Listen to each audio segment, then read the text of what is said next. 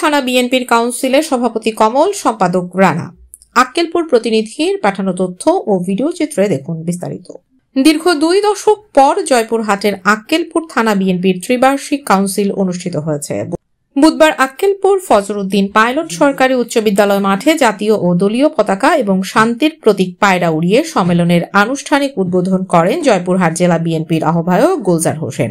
অনুষ্ঠিত কাউন্সিলে সভাপতিত্ব করেন থানা বিএনপির আহ্বায়ক বীর মুক্তিযোদ্ধা মোহাম্মদ জামশেদ আলম। প্রধান অতিথি হিসেবে বক্তব্য রাখেন জেলা বিএনপির সিনিয়র যুগ্ম আহ্বায়ক মোহাম্মদ মাসুদ রানা প্রধান। বিশেষ অতিথি হিসেবে উপস্থিত ছিলেন জেলা বিএনপির যুগ্ম আহ্বায়ক মোহাম্মদ আব্দুল ওহাব প্রমুখ।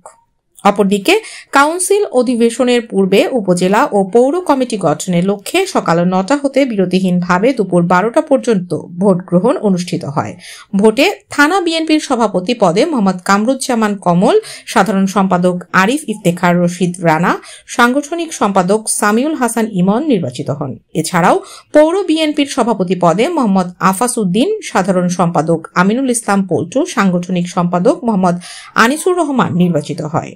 ভোটে প্রধান নির্বাচন কমিশনার ছিলেন সাবেক জেলা যুব দলের সভাপতি ও কেন্দ্রীয় নেতা AHM ওবায়দুর রহমান সুইট।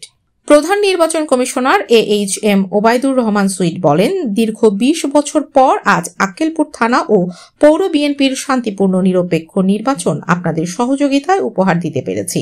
থানা বিএনপির ভোটার সংখ্যা 355 এবং পৌর বিএনপির ভোটার সংখ্যা 639 জন। নির্বাচনে ভোটাররা শতকরা 99% উপস্থিত হয়ে তাদের নেতা নির্বাচিত করেছেন।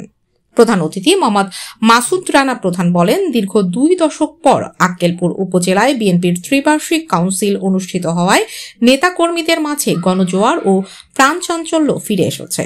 কাউন্সিলররা গণতান্ত্রিক পর্যায়ে ব্যালটের মাধ্যমে তাদের পছন্দের নেতা নির্বাচিত করেছেন।